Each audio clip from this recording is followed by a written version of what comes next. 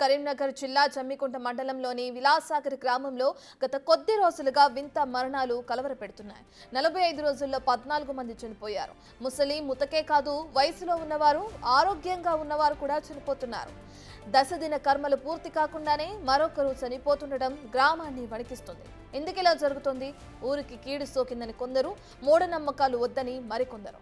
కానీ ఇప్పటికీ కారణం మాత్రం తెలియటం లేదు. దీంతో గ్రామస్తులంతా ఇళ్లకు తాళాలు వేసి మానేరు తీరంలో కీడు వంటలు చేస్తున్నారు. ఇలాంటి సిచ్యువేషన్లో గ్రామంలో ఏం జరుగుతుందో తెలుసుకోవడానికి బిగ్ టీవీ వెళ్తోంది. బిగ్ టీవీ ఆధ్వర్యంలో ఇవాళ విలాసాగర్లో మెడికల్ క్యాంప్ నిర్వహిస్తుంది.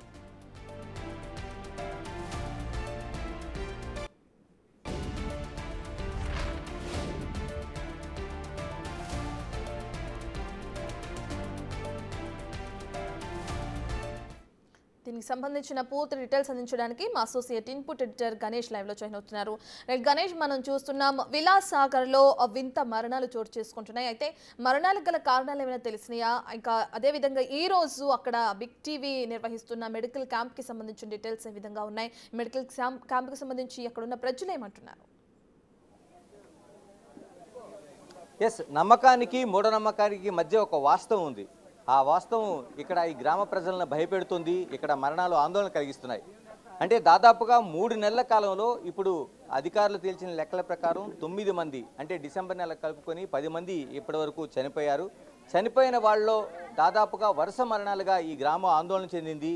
చివరికి కీడు వంటల ద్వారా, అంటే దీనికి ఉపశమనం ఏం చేయాలనేది ఇక్కడ స్థానికంగా ఉండే పెద్దలు కావచ్చు, లేకపోతే మిగతా పూజారులు కావచ్చు, లేకపోతే పంతులు కావచ్చు, ఇలా ఎవరిని అడిగినా వాళ్ళు చెప్పింది ఒక కీడు భోజనాలు అనేవి, అంటే కీడు వంటలు అనేవి చేసుకుని, అంటే ఇక్కడ ఉండే ఏదైతే మానేరు ఉంది, మానేరు పరిసర ప్రాంతాల్లో వాళ్ళు ఆ వంటలు చేసుకుని ఒక రోజంతా అక్కడ తిని ఆ రోజు రాత్రికి చేరుకుంటే దీనికి ఒక శాంతి కలుగుతుంది. ఎందుకంటే చాలా వరకు ఇక్కడ ఉండే ప్రజలకి ప్రతి ఇంటిలో కూడా దాదాపు ఒక 3 నెలల కాలంలో ఎప్పుడూ చూడని మరణాలు ఇక్కడ చూశారు.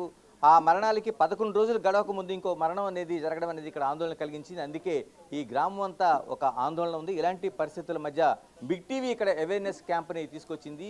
ప్రత్యేకంగా ఇక్కడ జరిగే మరణాల్లోన కిడ్నీ ఫెయిల్యూర్స్ కావచ్చు, మిగతా రోగాలు కావచ్చు, వాటన్నిటికీ ఏముంది, వాళ్ళకి డయాబెటిక్ ఉందా లేకపోతే బీపీలు ఉన్నాయనేది చెక్ చేయించడం ద్వారా వీళ్ళు అవేర్నెస్ కలిగించడం కోసం మనం ఇక్కడ ఏదైతే విలాసాగర్లో ఉన్నాం, విలాసాగర్లో కనిపిస్తున్న మనం మెడికల్ క్యాంప్ని మనం చూడొచ్చు. ఇక్కడికి మెడికల్ అధికారులు చేరుకున్నారు, గ్రామ ప్రజలు చేరుకున్నారు. మనం ఒకసారి ఒక విజువల్స్ అన్ని మనం చూస్తున్నాం. టోటల్గా ఉండే ఈ గ్రామంలో జమ్మికుంట మండలం విలాసాగర్ గ్రామంలో జరిగిన ఏదైతే ఇన్సిడెంట్ ఉందో దాదాపు 10 మంది వరకు ఈ 3 నెలల కాలంగా చనిపోయారని చెప్తున్నారు. కాబట్టి ఈ గ్రామంలో ఉండే పరిస్థితుల మధ్య బిగ్ టీవీ ఒక మెడికల్ క్యాంప్ని అవేర్నెస్ తీసుకొచ్చింది.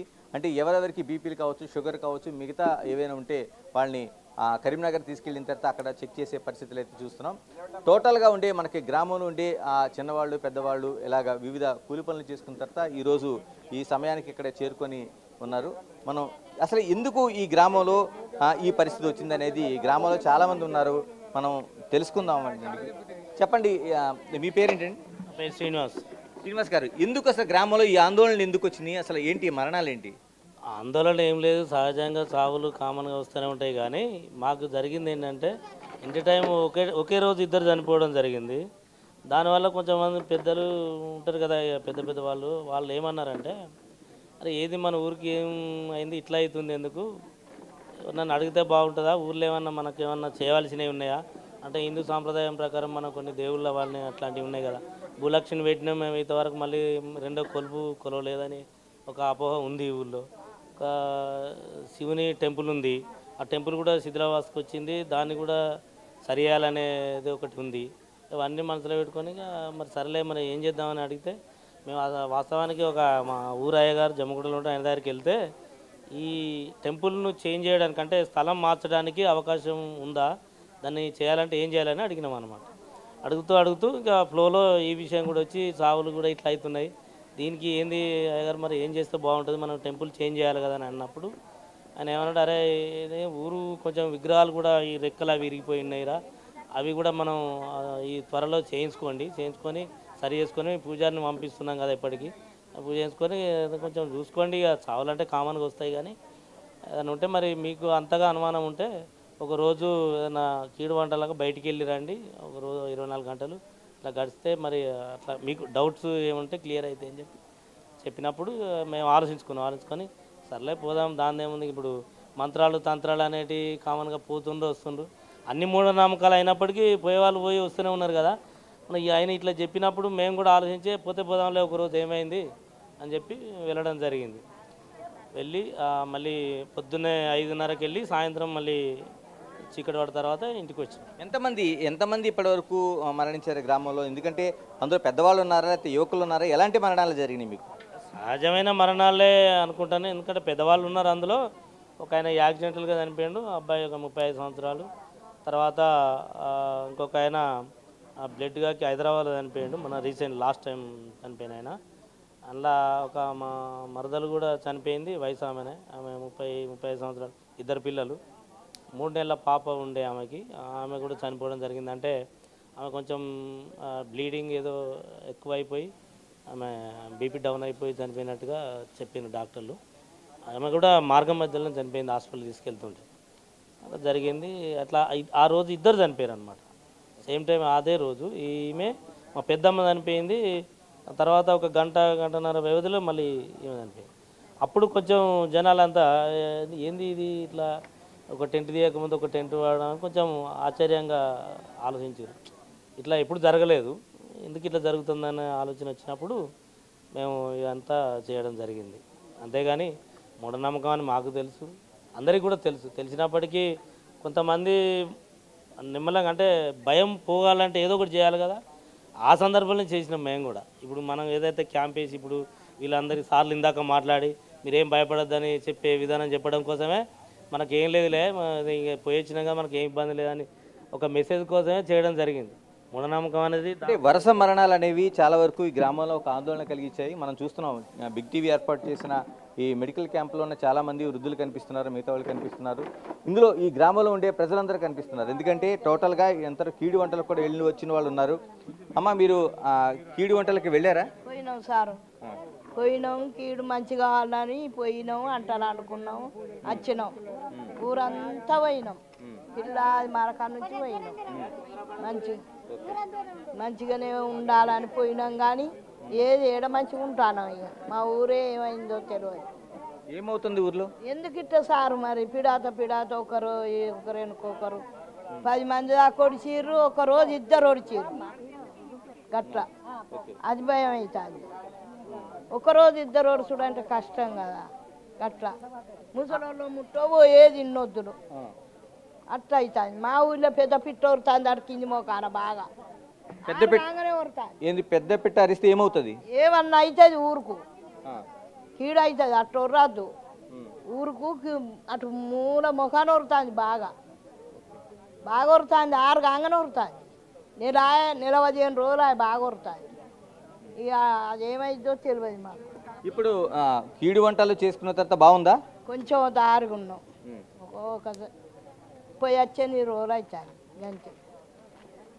ఇది అంటే టోటల్గా గ్రామంలో ఉండే పరిస్థితి చూడొచ్చు. మనం నమ్మకం కావచ్చు, మూఢనమ్మకం కావచ్చు, ఒక వాస్తవం అనేది అంటే అనేక మంది చనిపోయారు. దాదాపు 3 నెలలుగా దాదాపు 10 మంది వరకు చనిపోయారు అనేది మనకి హెల్త్ డిపార్ట్మెంట్ లెక్కలు చెప్తుంటే, గ్రామంలో 14 మంది అనేది గ్రామ ప్రజలు చాలా మందికి లెక్కలు చెప్తున్నారు. ఏ లెక్కలు అనేది కాకపోయినా చనిపోయిన మాట వాస్తవం.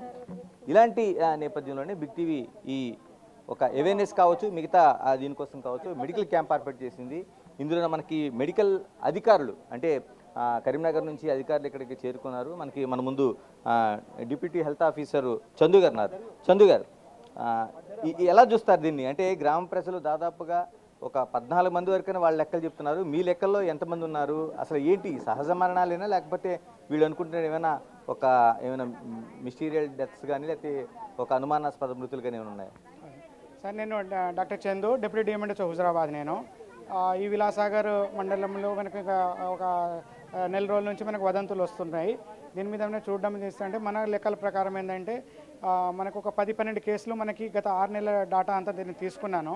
ఈ 6 నెలల డాటాలో మనకు తీసుకుంటే ఏంటంటే సెప్టెంబర్లో ఒక డెత్ కూడా జరగలేదు, నవంబర్లో ఒక డెత్ జరిగింది, తర్వాత అక్టోబర్లో ఒకటి జరిగింది, డిసెంబర్లో ఒకటి జరిగింది, తర్వాత జనవరిలో ఒక 3 కేసులు, తర్వాత ఫిబ్రవరిలో ఒక 2 కేసులు, మార్చిలో ఒక 3 కేసులు జరిగినాయి.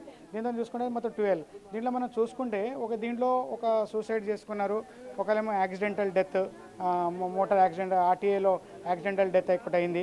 తర్వాత చనిపోయిన దాంట్లో హైయెస్ట్ 85 సంవత్సరాలు పైబడిన ఉన్నోళ్ళే వాళ్ళు కూడా గతం నుంచి ఒక 15-20 సంవత్సరాల నుంచి బీపీ షుగర్కి మందులు వాడిన వాళ్ళే ఉన్నారు. మోర్ దెన్ 80-85 ఇయర్స్ ఉన్నోళ్ళు. ఒకరేమో కొంచెము ఆల్కహాలిక్తోని ఒక డెత్ అయింది, ఒకటి ఆల్కహాలిక్. ఆ రోజు ఏదో హోలీ పండుగ అని చెప్పేసి ఆల్కహాల్ ఎక్కువ తీసుకోవడం వల్ల హైపోగ్లైసెమిక్ షాక్ పోయి ఉండి చనిపోయి ఉండొచ్చు, అదొకటి. కానీ మేము అబ్జర్వేషన్లో చూసిన ప్రకారము గత 3-4 నెలల నుంచి మేము చూసిన ప్రకారం ఏంటంటే ఎనీ సస్పీషియస్ డెత్ అనేది ఇక్కడ జరగలేదు. అన్నీ ఏదో ఒక కారణాలు, అంటే ఏజ్ గ్రూప్ ఎక్కువ ఉన్నోళ్ళు, యాక్సిడెంటల్, సూసైడ్ అట్లా వచ్చింది తప్ప ఏది మనకి సస్పీషియస్ డెత్స్ అనేది జరగలేదు. మామూలుగా ఏంటంటే natural death due to any కారణాలు మనం ప్రతి ఊరు నుంచి ఒక నెలకు 1-2 కేసులు అనేది మేము రిపోర్ట్ చేస్తాము. అది ఏ కారణాల కావచ్చు, వయసుతో పాటు కావచ్చు, ఏదైనా కావచ్చు, అదే పరమలో జరిగింది తప్ప వీళ్ళన్నంత సస్పీషియస్ కానీ. అంటే గ్రామ ప్రజలు చెప్తున్న దాంట్లోనే దాదాపు నెలన్నర కాలంలో అంటే 45 రోజుల్లోనే దాదాపు ఒక 14 మంది వరకు చనిపోయారంటే వాళ్ళు లెక్కలు చెప్తున్నారు. మీ లెక్కలు ఎంతమంది ఉన్నారు? మా లెక్కల ప్రకారం అంతమంది లేరు. గత మనం చూసుకుంటే ఒక 6-7 మెంబర్సే ఉన్నారు. ఏది మన జనవరి నుంచి ఇక్కడ తీసుకుంటే 9 మంది మనకు వచ్చారు. దీంట్లో 2 డెత్స్ యాక్సిడెంట్, ఒకటి యాక్సిడెంటల్, ఒకటి సూసైడ్. తర్వాత ఇంకోటి ఏంటంటే ఏజ్ పైబడిన వాళ్ళు ఉన్నారు. అంతే తప్ప మనకి 14-15 మంది అనేది మా లెక్క లేదు. ఎందుకంటే ప్రతి నెల మేము ఇక్కడ నుంచి డెత్ అయిన కేసులు కంపల్సరీ జనన మరణాలకు మేము ఇన్ఫర్మేషన్ ఇస్తాము. డీటెయిల్ రిపోర్ట్ విత్ వాళ్ళతో కంపల్సరీగా ఇస్తుంటాం. అట్లాంటిది అయితే మనకి అయితే 14 మంది అయితే కాదు. అంటే విలాసాగర్లో ఇప్పటివరకు ఏమైనా పిహెచ్సి లాంటిది ఏమైనా ఉందా, లేకపోతే మీ ఇక్కడ ఉండే వాళ్ళకి ఆరోగ్య పరిస్థితి ఏంటి, ఎలా చెకప్లు చేస్తాం, అంటే ఎలాగ మెడికల్కి సంబంధించి వాళ్ళకి ఎలాంటి సౌకర్యం ఉంది ఇక్కడ విలాసాగర్ గ్రామంలో? మనం పిఎస్సి ఇక్కడ లేదు. ఇది చిన్న ఒక మన సబ్ సెంటర్ లెవెల్. ఇది దాదాపుగా 1500 నుంచి 1800 లోపల పాపులేషన్ ఉంటారు. దీంట్లో ఆశా కార్యకర్తలు ఉన్నారు. తర్వాత ఒక ఏఎన్ఎం ఉంటుంది. ఆ ఏఎన్ఎం మనకు ప్రతిదీ 100% హౌస్ టు హౌస్ విజిట్ చేయడము, వాళ్ళకి ప్రాబ్లం ఉన్నది చేయడము ఏందనేది కూడా చూస్తుంటాం. ఈ ఏదంటే ఇక్కడ వావిలాల పిఎస్సి కింద ఈ పిఎస్సి సబ్ సెంటర్ అనేది వస్తుంది. ఇక్కడ మనకు సబ్ సెంటర్లో ఏఎన్ఎం మాత్రమే ఉన్నారు, ఆశాలు ఉన్నారు.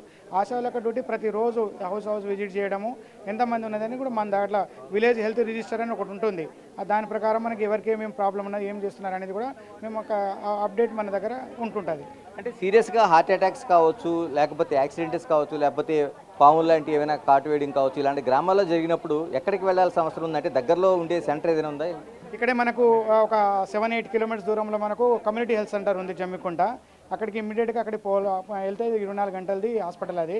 అక్కడ నుంచి ఏమైనా ప్రాబ్లం ఉండి ఇంకేమైనా ఉంటే వాళ్ళు కరీంనగర్ కానీ హుజరాబాద్ కానీ మనకు రెఫరల్ చేస్తుంటుంటారు. ఇక్కడ ఈ వీళ్ళకి ఇమ్మీడియట్గా మనకు నెక్స్ట్ సెకండరీ లెవెల్ ఏంటంటే మనకు కమ్యూనిటీ హెల్త్ సెంటర్ జమ్మికుంట ఒక 7-8 కిలోమీటర్స్ దూరంలో ఇక్కడ నుంచి దూరంలో ఉంటుంది. అక్కడ ఏ చిన్న ప్రాబ్లం ఉన్నా కూడా అక్కడికి రెఫర్ అవుతారు. అక్కడ దాని ప్రాబ్లంను బట్టి డిస్ట్రిక్ట్ హెడ్ క్వార్టర్ హాస్పిటల్కి రెఫర్ చేయాలా, లేకుంటే ఏరియా హాస్పిటల్కి రెఫర్ చేయాలనేది ఇష్యూని బట్టి అక్కడ నుంచి సర్వీసెస్ ఉంటుంటుంది. ఇలాగ ప్రజల్లో ఇప్పుడు నమ్మకాన్ని కలిగించడం కోసం, అంటే వాళ్ళు చాలా వరకు జరిగిన మరణాలు అనేవి ఏ కుటుంబానైనా ఆందోళన కలిగిస్తాయి. వాళ్ళ వరుసగా జరుగుతున్న మరణాలు అంటే ఒకే రోజున ఒక 2 చనిపోయారు అనేది ఒక నమ్మకం అయితే ఉంది వాళ్ళకి. ఏం చేయదలుచుకున్నారు, మీరు ఏం చేస్తున్నారు ఇప్పుడు? ఈరోజు మనం ఒక మంచి అవేర్నెస్ క్యాంప్ ఒకటి పెట్టాము.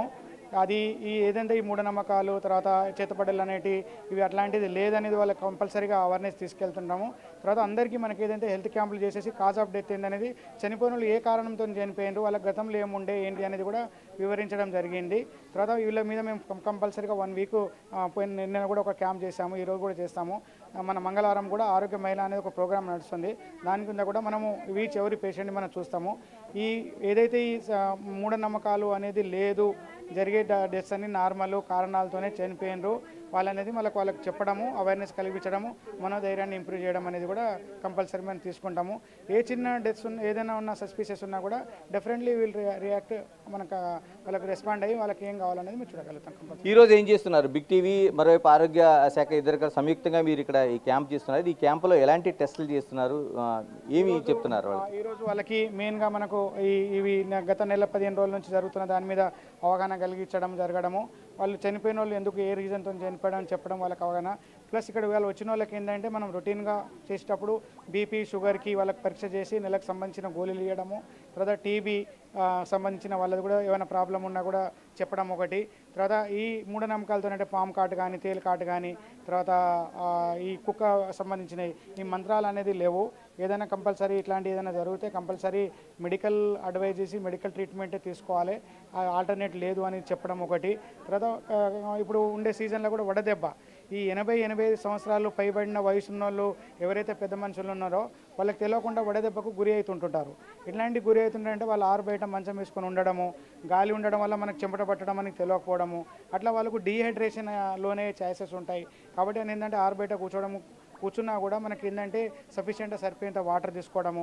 మేము కూడా ప్రతి ఇంటికి తర్వాత ఎక్కడైతే పనులు జరుగుతున్నాయో అక్కడ కూడా ఓఆర్ఎస్ ప్యాకెట్లు అనేది కూడా మనం డిస్ట్రిబ్యూట్ చేస్తున్నాము.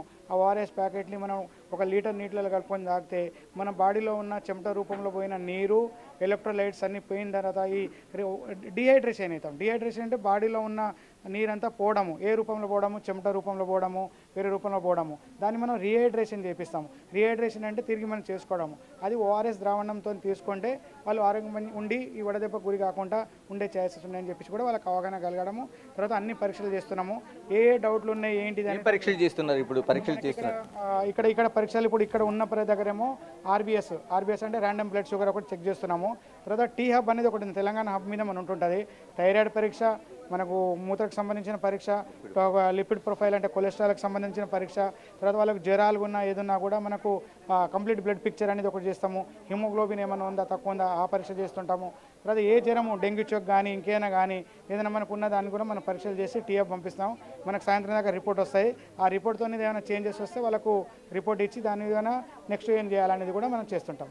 ఇది మనకు టోటల్గా చూస్తున్నాం. ఏదైతే బిగ్ టీవీ మరోవైపు ఆరోగ్య శాఖ సంయుక్తంగా చేస్తున్న ఒక మెడికల్ క్యాంప్ను చూస్తున్నాం. ఈ మెడికల్ క్యాంప్లో ఉండేది డాక్టర్స్ని చూస్తున్నాం. తర్వాత పేషెంట్స్ మనం విజువల్స్లో చూడొచ్చు, బీపీ చెక్ చేస్తున్నారు. మరోవైపు డయాబెటిక్ పేషెంట్కి సంబంధించిన టెస్టులు అక్కడ జరుగుతున్నాయి. వీళ్ళందరినీ కూడా ఇంకా ఫర్దర్గా టెస్టులు ఏమైనా చేయాలంటే మండల హెడ్ క్వార్టర్కి తీసుకెళ్తున్నారు, లేదంటే జిల్లా హెడ్ క్వార్టర్ కరీంనగర్కి తీసుకెళ్లే పరిస్థితులు ఉన్నాయి.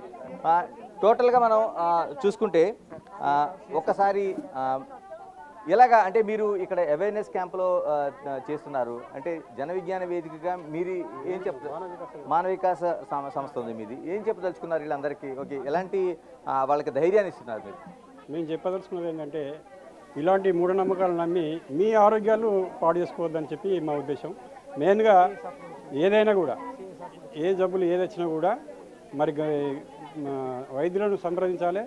ఆ తర్వాతనే వాళ్ళు చేస్తున్నటువంటి ట్రీట్మెంట్ను దాని ఆధారంగానే వీళ్ళకు ఆరోగ్యాలు బాగుపడతాయి తప్ప వేరే రూట్లో ఏది కాదు. ఈ మూఢనమ్మకాలు నమ్మితే ఇంకా నష్టపోవడం తప్ప లాభం ఏమి ఉండదు. దాన్ని వీళ్ళందరూ కూడా గ్రహించాలి, ఈ గ్రామస్తులందరూ కూడా ఆలోచన చేయాలని చెప్పి మరీ నేను కోరుతున్నాను. ఇక్కడికి సర్కిల్ ఇన్స్పెక్టర్ కూడా వచ్చారు. ఆయన ఇలా టోటల్గా మీరు ఒక నెల రోజులుగా చూస్తున్నారు, వీళ్ళందరూ భయాందోళన చేస్తున్నారు. ఎలాంటి వాళ్ళకి ధైర్యాన్ని చెప్పదలుచుకున్నారు పోలీస్ డిపార్ట్మెంట్గా? వీళ్ళకి ప్రతి ఒక్కరికి మాట్లాడుతున్నాము ప్రతి విషయంలో కూడా. దాంట్లో ఎక్కువ భయపడాల్సిన అవసరం లేదు. అందులో చాలా వరకు ఏంటంటే న్యాచురల్ డేసే ఉన్నాయి. కాకపోతే వీళ్ళ దాంట్లో ఒకరిద్దరు చేసుకొని ఇట్లా కంటిన్యూషన్ అవ్వడం వల్ల కొంచెం ప్యానిక్ అయిపోయి సరే ఊరంతా కలిసి చేసుకొని ఒకసారి బయట వంటలకు పోతే దేనికైనా మంచిదే కదా, కీడు వంటలు అని చెప్పేసి పల్లెటూరులో మన తెలంగాణలో చాలా నానుడి ఉంది. అదే విషయంలో చేసుకొని వీళ్ళందరూ కలిసి ఊరో అంతా కలుసుకొని నిజంగానే ఒకసారి పోతే ఊరికి మంచి అవుతుంది అన్న ఉద్దేశంతో వెళ్ళారు. వీళ్ళు వెళ్ళే ముందు కూడా చెప్పారు. వాళ్ళందరికీ కూడా నేను చెప్పాను అంటే వీటికి మీరు భయపడాల్సిన అవసరం లేదు, అది మ్యాక్సిమం న్యాచురలే కాబట్టి. 1-2 యాక్సిడెంటల్గా జరిగిన ఇన్సిడెంట్స్ కూడా ఉన్నాయి కాబట్టి యాక్సిడెంటల్ కూడా జరుగుతాయి. వాళ్ళకు ఎప్పటికప్పటికి మోటివేట్ చేస్తూనే ఉన్నాం. సరే అయినా కూడా ఊరంతా కలిసి చేసుకొని బయట వంటలకు అని చెప్పేసి కామన్గా వెళ్తామని చెప్పేసి అని వెళ్ళారు. వెళ్ళేసి ఒక రోజు అంతా బయట ఉండేసి వంటలు చేసుకొని మళ్ళీ ఎవరి పనులు వాళ్ళ క్యాజువల్గా చేసేసుకుంటారు. ఇప్పుడు పరిస్థితి మామూలుగా కరెక్ట్ ఉందా? ఆ ఒక్కరోజే ఇన్సిడెంట్ జరిగింది. తర్వాత మిగతాలంతా కూడా ఈ క్యాజువల్గా ఎవరి ఇళ్ళ వాళ్ళు ఎవరి పనులు వాళ్ళు చేసేసుకుంటున్నారు. ఎప్పుడు కూడా మనకు అందుబాటులో ఉంటున్నారు. ఇంకేమైనా ఇష్యూస్ ఉన్నా కూడా మనం చెప్పమని చెప్తున్నాం. ఇప్పుడు ప్రజలు న్యాచురల్గా ఎవరి వరకు వాళ్ళు చేసుకుంటారు అంతే. ఇప్పుడు విలేజ్లో ఎలాంటి ఇష్యూస్ లేదు. మీరు ఇలా మెగా క్యాంపు మీరు బిగ్ టీవీ ద్వారా పెట్టడం వల్ల చాలామందికి హెల్త్ పాయింట్ యాప్లో ఉపయోగపడడం చాలా సంతోషకరం. వీళ్ళందరూ కూడా వచ్చేసి వాళ్ళకి సంబంధించిన ఇష్యూస్ను మీ అందరితో షేర్ చేసుకోవడం, వాళ్ళకున్న సమస్యలలో కూడా డాక్టర్లు ఊరికి రావడం అనేది చాలా సంతోషకరమైన విషయం. ఇది అంటే టోటల్గా ఏదైతే ఉందో ఒక నమ్మకం కావచ్చు, మూఢనమ్మకం కావచ్చు, ఇంటింటికి జరిగిన మరణాలు అనేవి వీళ్ళని తీవ్రంగా ఆందోళన కలిగించాయి. ఆందోళన కలిగించడంతో పాటు వీళ్ళకుండే ఒక విశ్వాసం కావచ్చు. దీంతో ఒకరోజు వంట కార్యక్రమాలు బయట పెట్టుకున్నారు. ఆ తర్వాత గ్రామంలో జరుగుతున్న పరిస్థితులపైన అధికారులు స్పందించారు. బిగ్ టీవీ ఇప్పుడు ఏర్పాటు చేసిన ఏదైతే మెగా మెడికల్ క్యాంప్ ఉందో మెడికల్ క్యాంపులోన అనేక మంది వచ్చి టెస్టులు చేయించుకుంటున్నారు. దీంట్లో అధికారులు ఒకటే చెప్తున్నారు, ఇప్పటివరకు వాళ్ళకి సంపూర్ణమైన భరోసా ఇస్తున్నారు. ఇలాంటి మెడికల్ క్యాంపుల ద్వారా వాళ్ళకి ఇంకా ఆత్మవిశ్వాసం పెరగడంతో పాటు వాళ్ళకి బీపీ కావచ్చు, షుగర్ కావచ్చు, ఇలా మిగతా ఏవైనా ఒక రోగాలు ఉన్నట్లయితే నిర్ధారణ జరిగి వాళ్ళ ఆరోగ్యాన్ని కాపాడేందుకు అవకాశం ఉంటుందని చెప్తున్నారు. బిగ్ టీవీ చేస్తున్న ఈ ప్రయత్నాన్ని, ఈ కొనసాగింపుని వాళ్ళంతా అభినందిస్తున్నారు. Right, thank you Ganesh.